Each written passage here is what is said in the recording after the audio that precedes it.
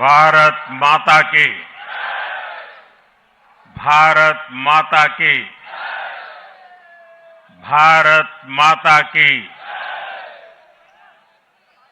Bharatiya Janata party के नवीन अध्यक्ष माननीय नितिन नबीन जी, हमारे पूर्व अध्यक्ष जेपी नड्डा जी, भाजपा परिवार के अन्य सभी वरिष्ठजन, देश भर से आए कार्यकर्ता साथी, देवी और सज्जनों, सर्वप्रथम माननीय नितिन नबीन जी को दुनिया के सबसे बड़े राजनीतिक दल का अध्यक्ष चुने जाने पर बहुत बहुत बधाई देता हूं, बहुत बहुत शुभकामनाएं देता हूं। बीते कई महीनों से संगठन पर्व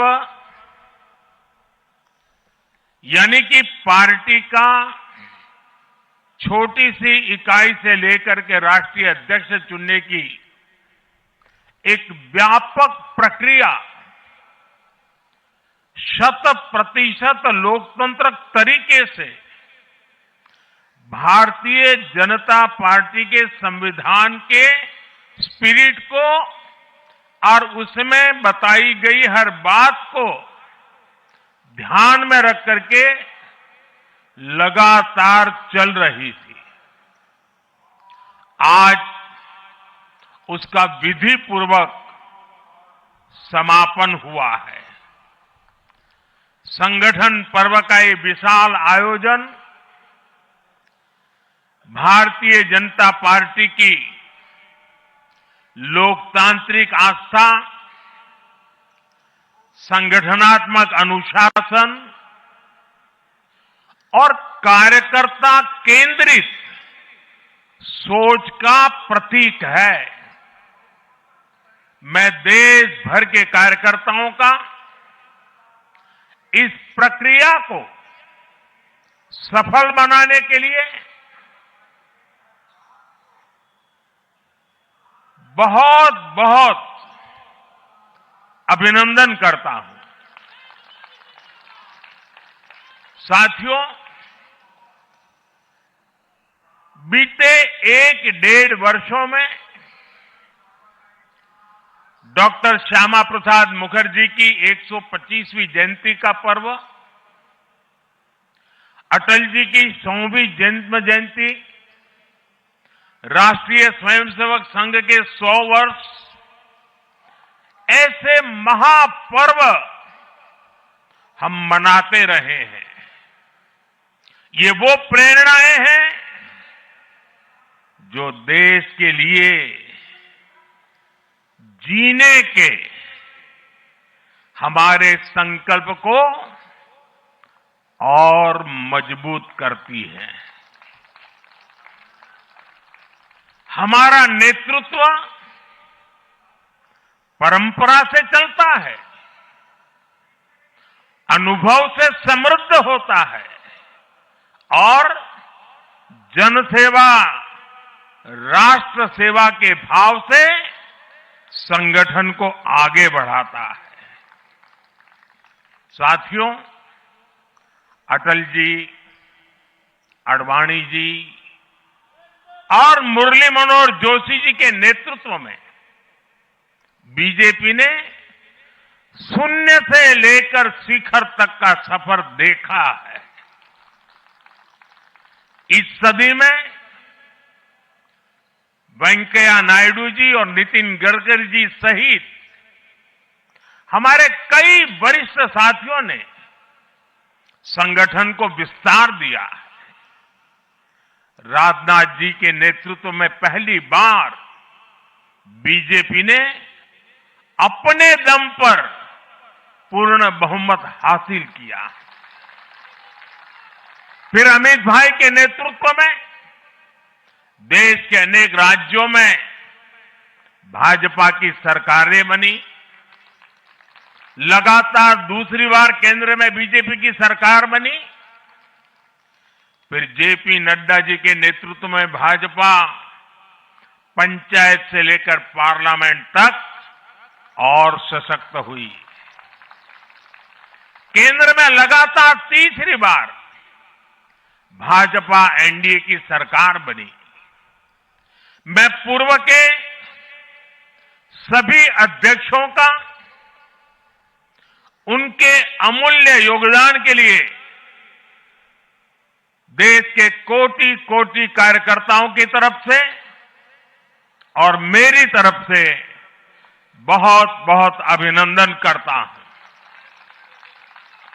साथियों, आप जानते हैं आज भाजपा का जितना फोकस संगठन के विस्तार पर है, उतनी ही बड़ी प्राथमिकता कार्यकर्ता के निर्माण की भी है। भाजपा एक ऐसी पार्टी है जहां लोगों को लगता होगा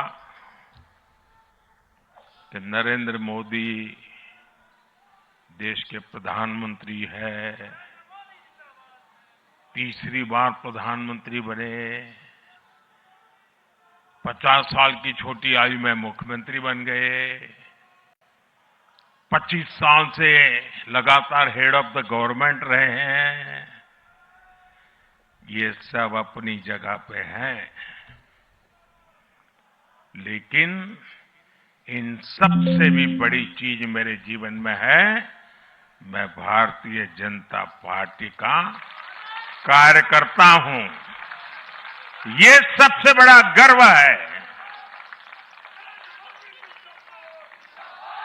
और जब बात पार्टी के विषयों को आती है, तब माननीय नितिन नवीन जी, मैं एक कार्यकर्ता हूं, वे मेरे बॉस हैं।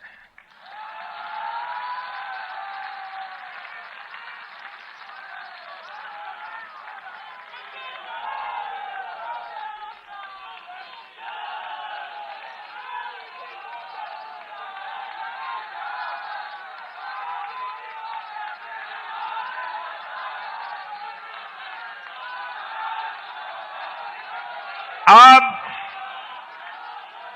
माननीय नितिन नवीन जी हम सभी के अध्यक्ष हैं।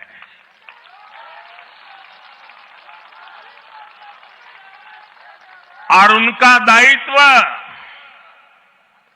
सिर्फ भाजपा को भी संभालना इतना नहीं है, एनडीए के सब साथियों के बीच भी उन्होंने तालमेल का बहुत बड़ा दायित्व भी देखना होता है। साथियों, माननीय नितिन जी के संपर्क में जो भी आया है, वो उनकी सरलता और सहजता की चर्चा जरूर करता है। बीजेपी युवा मोर्चा का दायित्व हो, अलग अलग राज्यों में प्रभारी के रूप में जिम्मेदारी हो, या फिर बिहार सरकार में काम करने का अनुभव हो, नितिन जी ने हमेशा जब जब जो जहां जो जिम्मेवारी मिली, अपने आप को उन्होंने साबित किया है। जिम्मेवारी देने वालों को भी उनके कार्य ने गर्व से भर दिया है। साथियों, ये 21वीं सदी है और देखते ही देखते 21वीं सदी के पहले 25 वर्ष तो पूरे भी हो चुके हैं। आने वाले 25 वर्ष बहुत महत्वपूर्ण है। ये वो कालखंड है जब विकसित भारत का निर्माण होना है और होना तय है।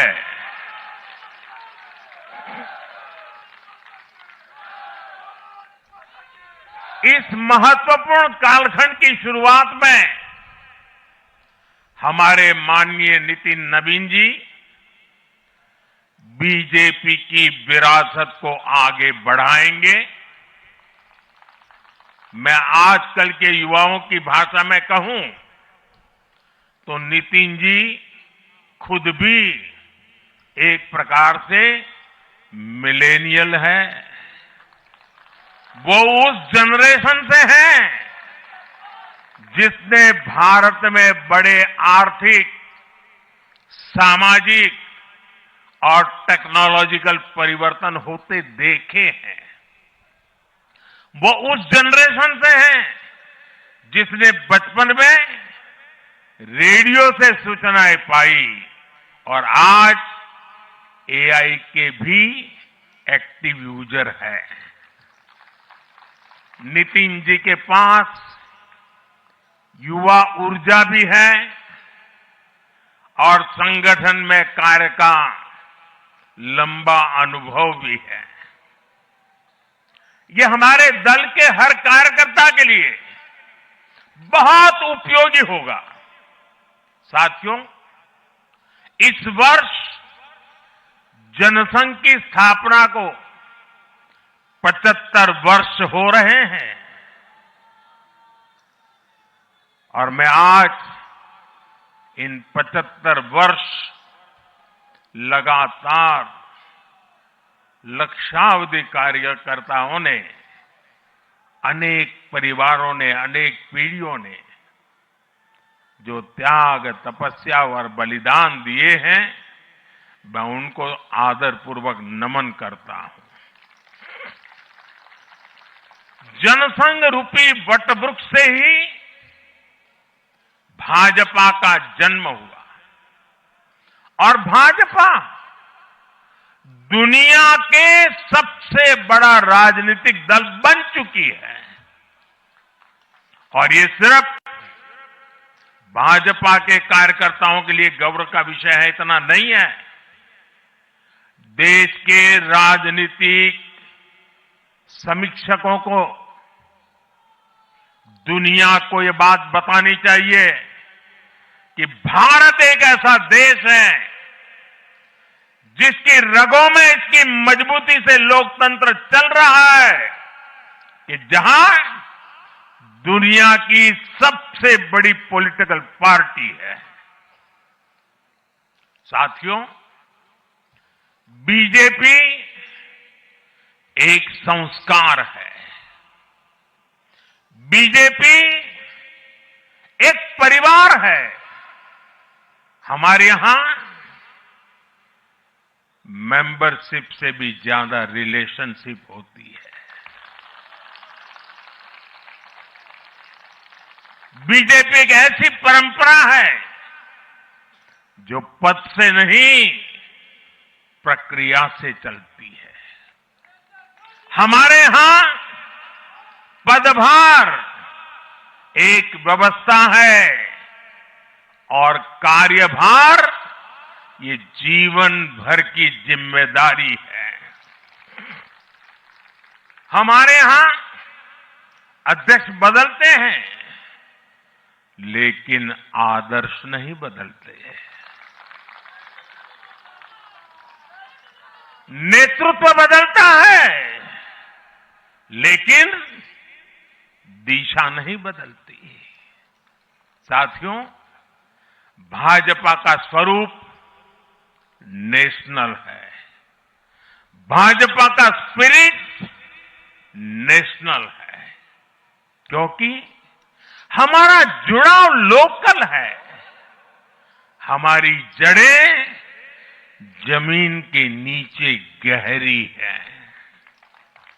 इसलिए भाजपा रीजनल एस्पिरेशन को प्लेटफॉर्म देती है,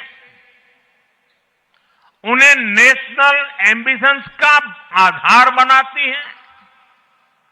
और इसलिए आज देश के कोने कोने के लोग भाजपा के साथ हैं, भाजपा के साथ जुड़ रहे हैं। और इतना ही नहीं, जो भी अपनी राजनीति का प्रारंभ करना चाहता है, उसको भी भाजपा का प्रवेश द्वार सबसे उत्तम, सबसे सुरक्षित लगता है।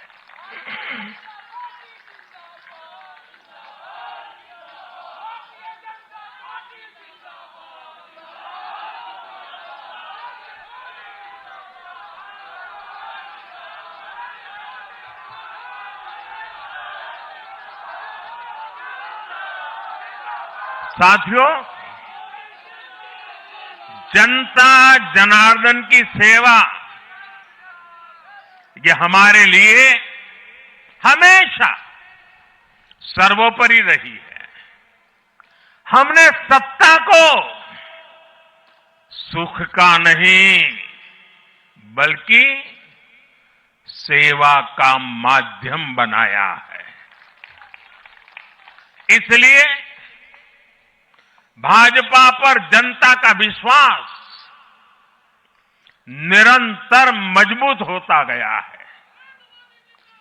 अगर बीते 11 वर्षों की ही बात करें तो भाजपा की यात्रा जन विश्वास अर्जित करने की अद्भुत यात्रा रही है। बीते 11 वर्षों में बीजेपी ने हरियाणा, असम, त्रिपुरा और ओडिशा में पहली बार अपने सामर्थ्य से सरकार बनाई। पश्चिम बंगाल और तेलंगाना में भाजपा जनता की एक बड़ी आवाज बनकर उभरी है। अक्सर होता यह है कि लंबे कार्यकाल के बाद सरकारों के लिए टिके रहना मुश्किल होता है, लेकिन बीजेपी ने इस ट्रेंड को भी तोड़ दिया है। गुजरात हो, मध्य प्रदेश हो, महाराष्ट्र हो, बिहार हो, इन सभी राज्यों में कई कार्यकाल के बावजूद बीजेपी पहले से भी बड़े जनादेश के साथ सरकार में लौटी है। साथियों, बीते 1.5-2 वर्षों में तो भाजपा पर जनता का भरोसा और मजबूत हुआ है।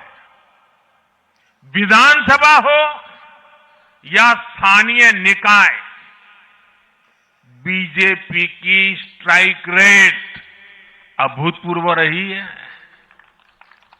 इस दौरान देश में 6 राज्यों में विधानसभा चुनाव हुए हैं। इनमें से 4 चुनाव बीजेपी एनडीए ने जीते हैं। साथियों, आज भाजपा सिर्फ संसद और विधानसभा की नहीं, बल्कि नगर पालिकाओं और नगर निगमों में भी पहली पसंद है। और इसका ताजा उदाहरण अभी हमारा महाराष्ट्र है।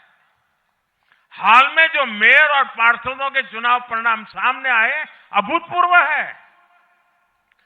बीजेपी महाराष्ट्र के स्थानीय निकायों में नंबर 1 पार्टी बनी है। कुल 29 में से 25 बड़े शहरों की जनता ने बीजेपी एनडीए को चुना है। कुल जितने पार्षद जीते हैं, उनमें से 50% बीजेपी के हैं। ऐसे ही केरला में भी आज बीजेपी के करीब 100 पार्षद हैं। केरला की राजधानी तिरुअनंतपुरम की जनता ने मेयर चुनाव में 45 साल बाद लेफ्ट से सत्ता छीनी और भाजपा पर भरोसा किया।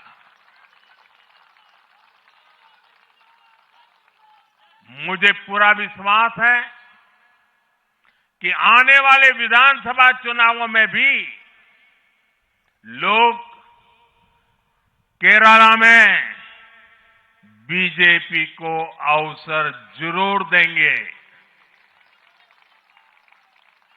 साथियों, बीजेपी निरंतर जीत रही है,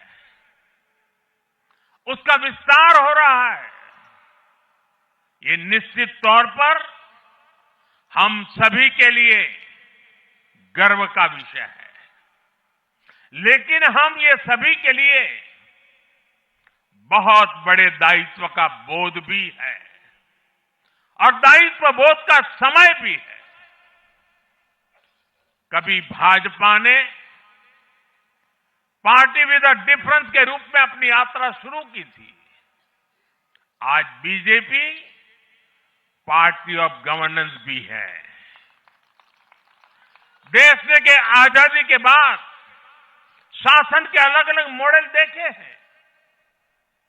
कांग्रेस के परिवारवाद का मॉडल, लेफ्ट का मॉडल, क्षेत्रीय दलों का मॉडल, अस्थिर सरकारों का दौर, ये सब मॉडल देख चुका है।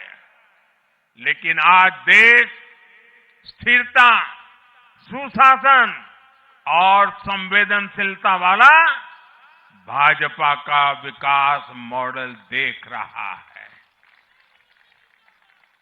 साथियों, ये भाजपा ही है जिसने सामाजिक न्याय के नारे को सच्चे स्वरूप में जमीन पर उतारा है। हमने गरीब कल्याण की योजनाओं को सरकारी फाइलों से निकालकर गरीब के घर तक पहुंचाया है। साथियों, मैं आपको कुछ उदाहरण देता हूं। आजादी के 70 वर्ष बाद सिर्फ 3 करोड़ ग्रामीण परिवारों तक ही पाइप से पानी पहुंच पाया था। माताओं बहनों की पीड़ा, पानी के लिए उनके संघर्ष की सूद लेने वाला कोई नहीं था। और मुझे याद है, मैं जब गुजरात में राजनीतिक क्षेत्र में नहीं आया था, सामाजिक जीवन में काम करता था, तो हमारे यहाँ एक धंधुका करके स्थान है, वहां मैं जाता था तो वो मुझे वहां के लोग कहते थे कि आप यहां रात को मत रुकिए और जब भी आपका दौरा हो तो सुबह 10 बजे के बाद आइए। नॉर्मली मेरा नेचर रहता था कि हर नए स्थान पर जाके रात को रुकूं, कार्यकर्ताओं से मिलूं, लेकिन धंधुका वाले मना करते थे। क्यों? वो कहते पानी नहीं है, सुबह हम आपको स्नान करने के लिए पानी नहीं दे पाएंगे। वहां तो कहावत चलती थी कि बेटी को बंदूकें दो लेकिन धंधुके मत दो, यानी उसको बंदूक लगा मार दो लेकिन धंधुके में शादी मत करो। पानी नहीं था। ये दर्द मैंने देखा है।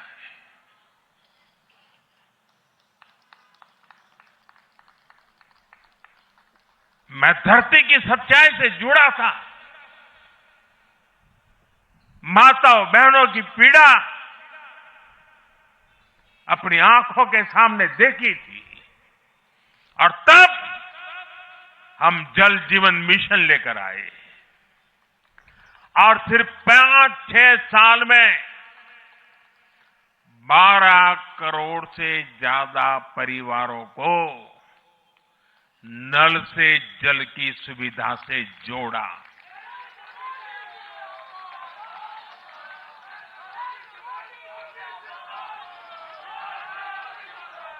साथियों, ये हमारी सरकार है जिसने धुएं से बीमार होती बहनों की पीड़ा समझी, वरना पहले तो एलपीजी गैस को भी अमीरों का ही सौभाग्य मान लिया गया था।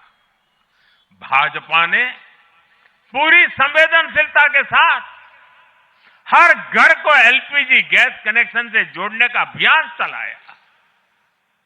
वर्ष 2014 तक जहां सिर्फ 14 करोड़ एलपीजी कनेक्शन थे, आज देश में 33 करोड़ से अधिक गैस कनेक्शन है।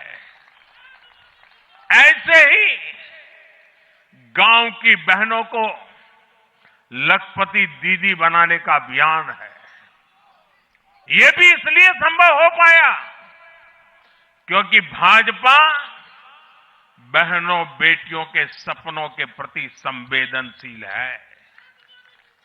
साथियों, एक जमाना था हम भी सुनते थे कि फलाना परिवार वो तो लखपति परिवार है, ढीकना परिवार लखपति परिवार है, यानी लखपति होना बहुत बड़ी बात मानी जाती थी। ये मोदी है जो सपने देखता है कि मेरे गांव की गरीब मां भी लखपति दीदी बनेगी।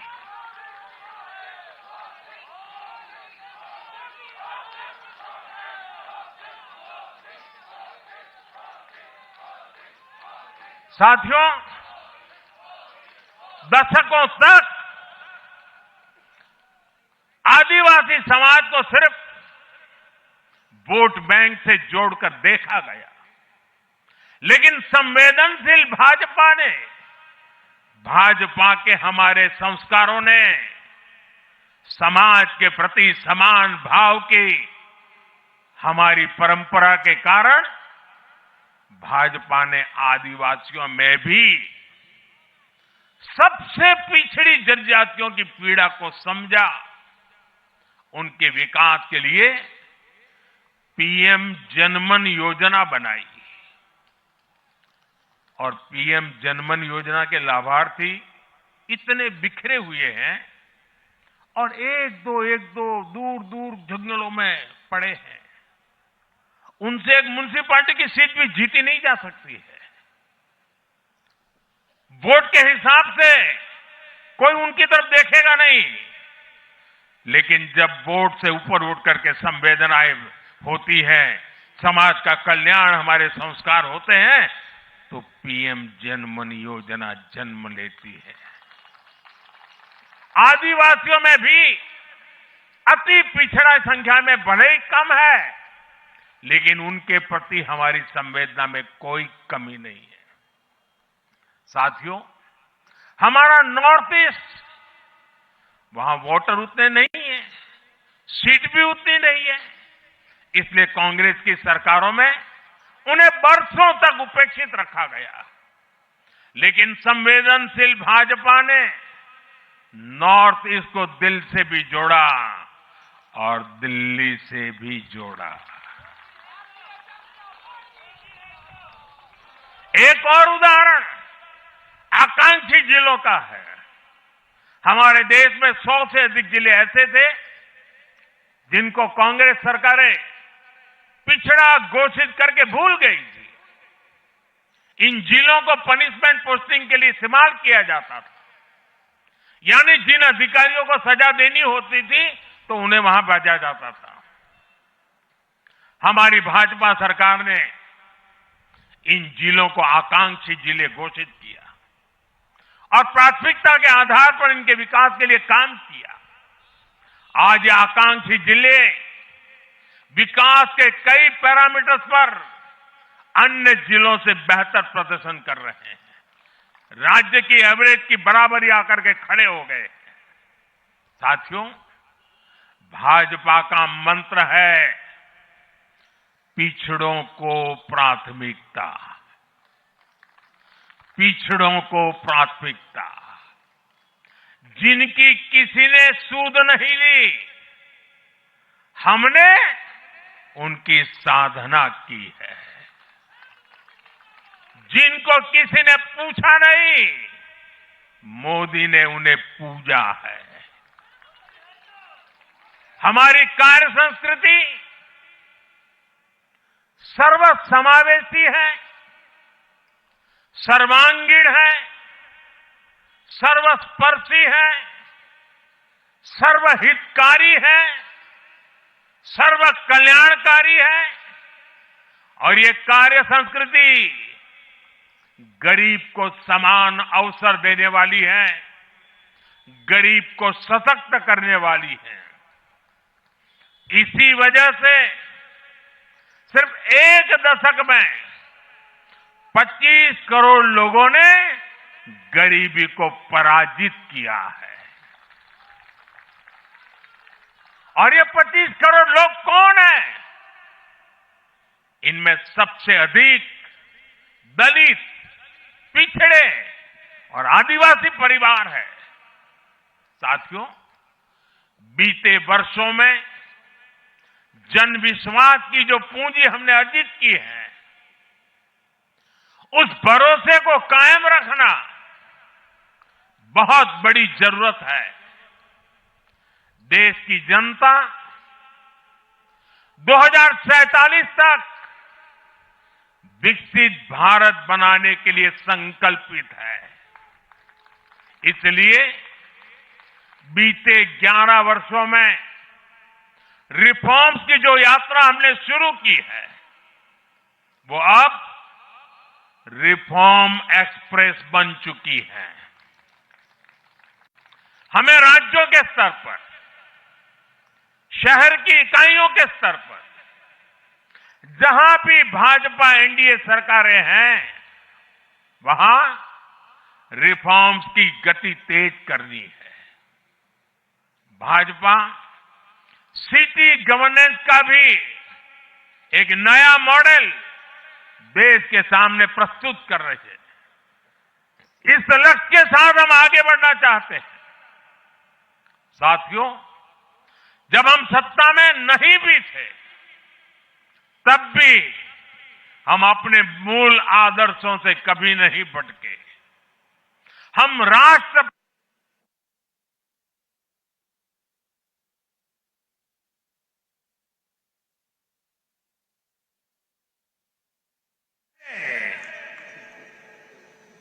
संकटों को झेलते रहे, जज्बात बढ़ाते रहे और जीतते भी रहे। हम वो लोग हैं, हमारा वो चरित्र है, हमारे वो संस्कार है। खुद से बड़ा दल और दल से बड़ा देश, ये भाजपा के हर कार्यकर्ता का संस्कार है, भाजपा के हर कार्यकर्ता का जीवन मंत्र है। इसी भाव के साथ बीते 11 वर्षों में हमने अनेक चुनौतियों पर विजय पाई है। जम्मू कश्मीर से आर्टिकल 370 की दीवार गिराना हो, 3 तलाक के खिलाफ कानून बनाना हो, इनको कभी असंभव माना जाता था। आज ये हकीकत बन चुके हैं।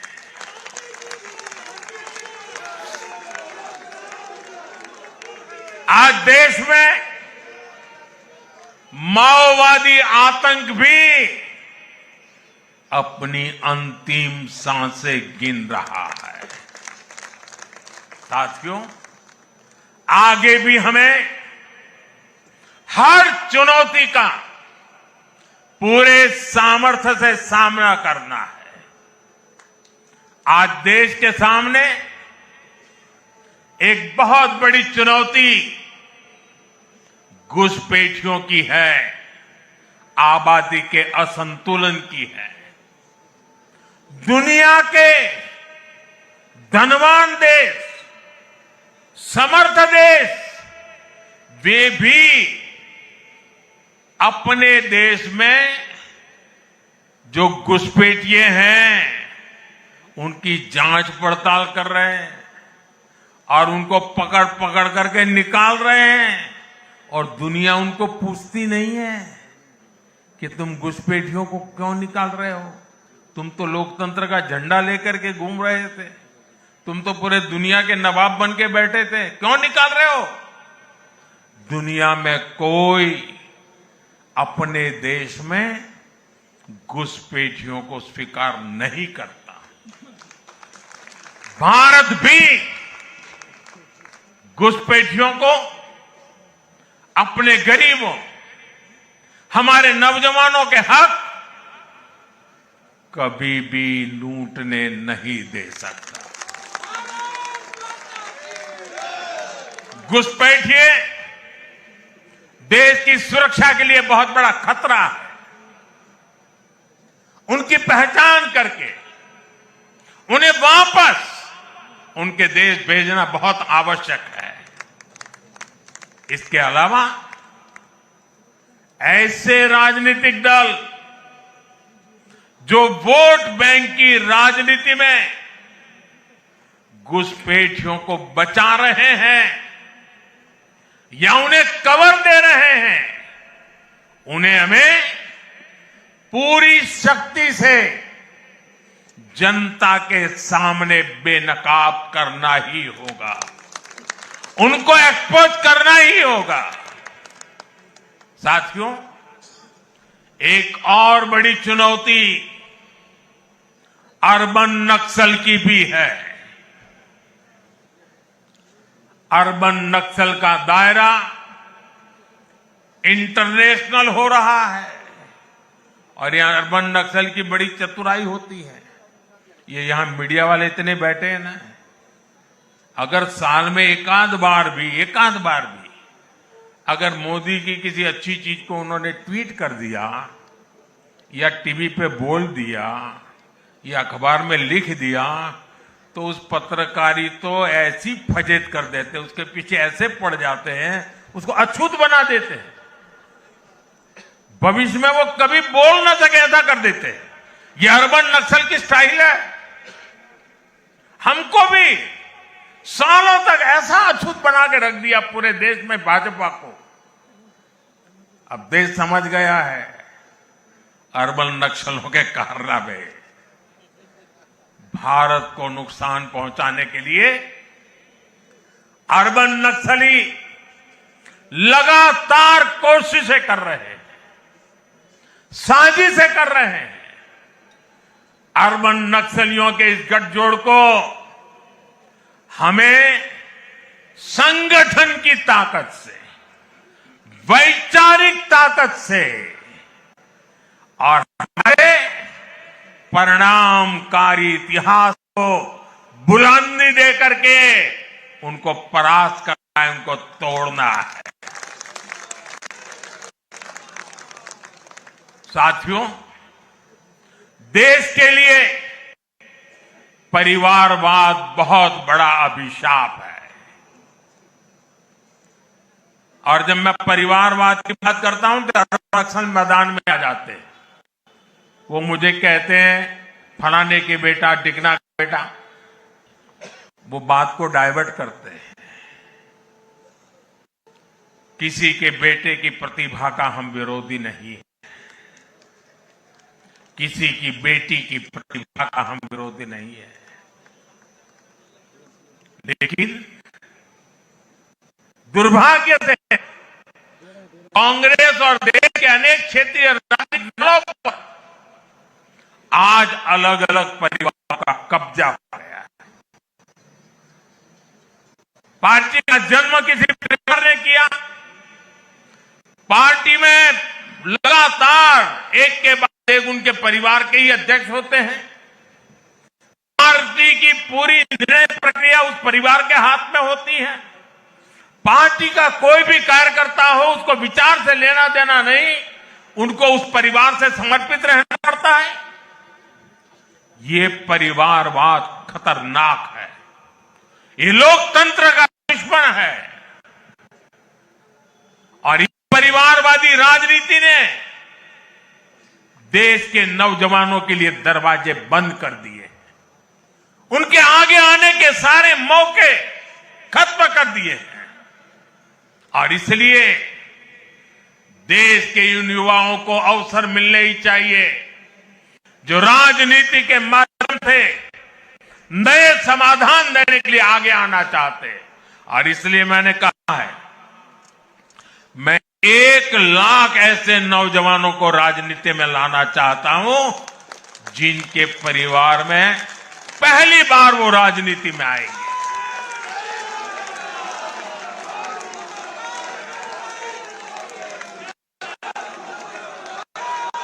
साथियों, अपने इन प्रयासों के बीच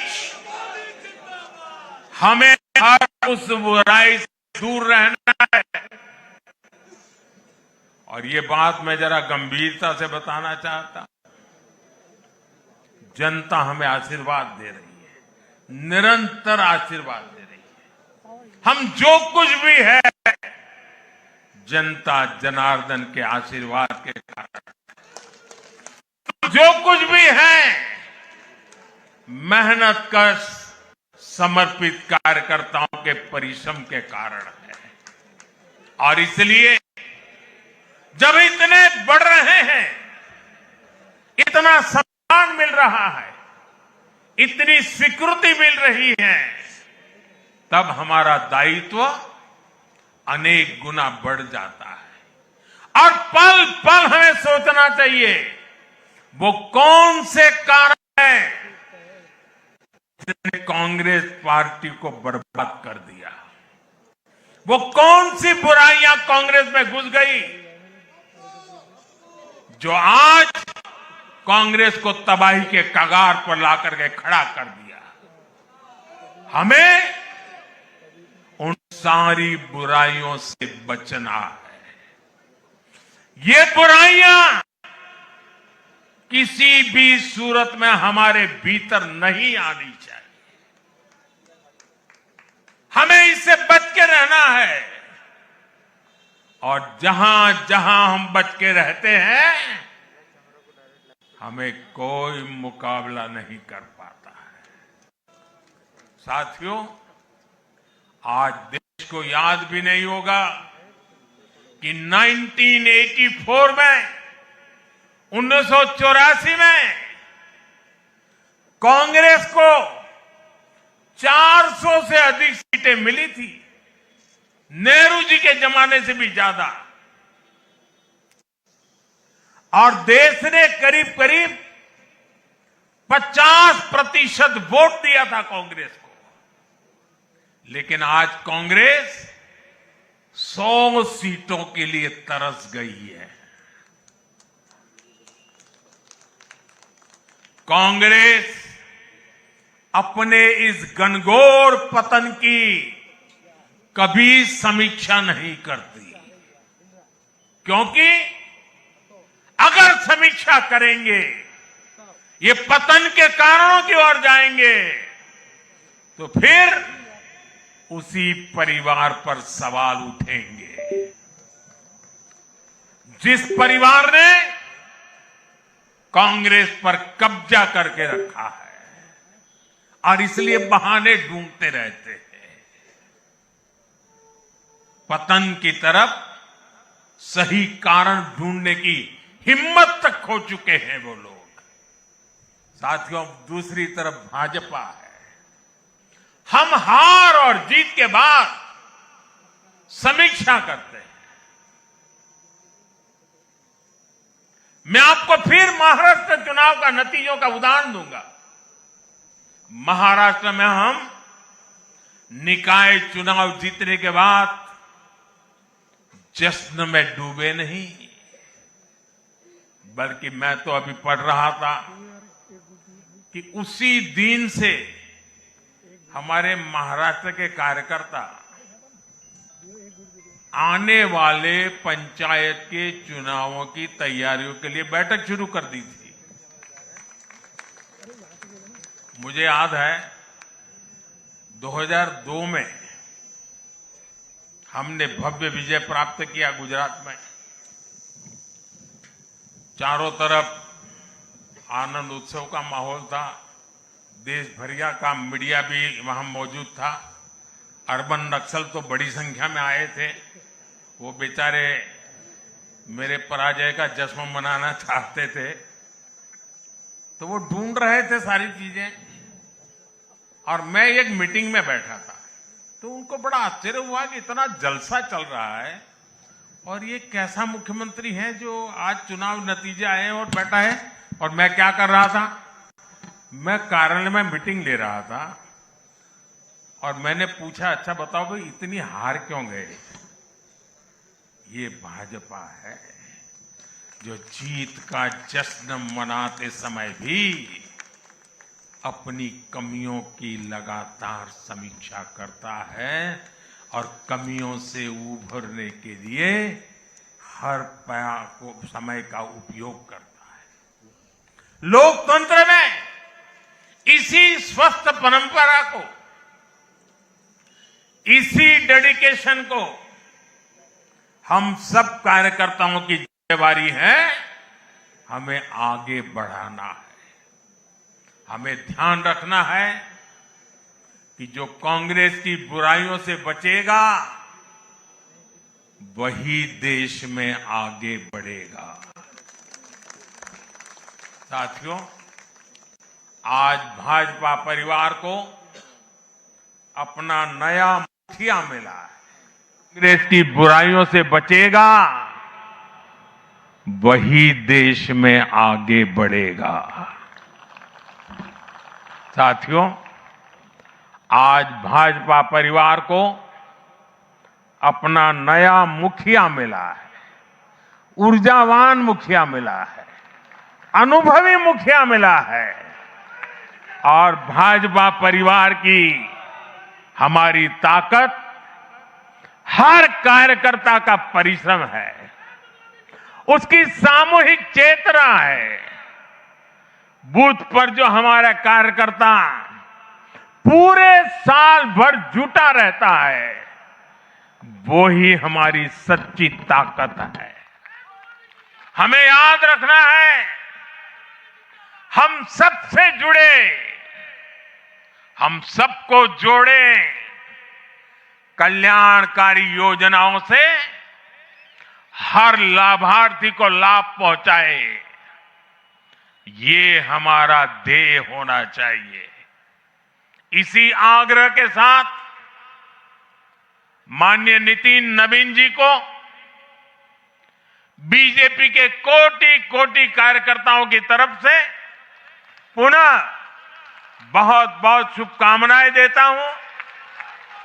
और साथियों, आज का पल हम सबके लिए बहुत विशेष पल है। हमारे राष्ट्रीय अध्यक्ष जी अब हमारा मार्गदर्शन करने वाले हैं। उनका एक एक शब्द हमारे लिए आगे की दिशा होगी। हमारे आगे के कार्य रचना के लिए उनका मार्गदर्शन हमारी अमूल्य पूंजी होगी। मैं भी एक कार्यकर्ता के तौर पर मैं पहले नए अध्यक्ष जी को मेरे काम का हिसाब दे रहा था। मैंने हिसाब दिया, अब वो मेरा सीआर लिखेंगे। लेकिन अब मेरे आगे के काम के लिए मैं उनके मार्गदर्शन की प्रतीक्षा कर रहा हूं। मैं उनको सुनने के लिए बहुत ही उत्सुक हूं, आतुर हूं। फिर एक बार बहुत बहुत धन्यवाद।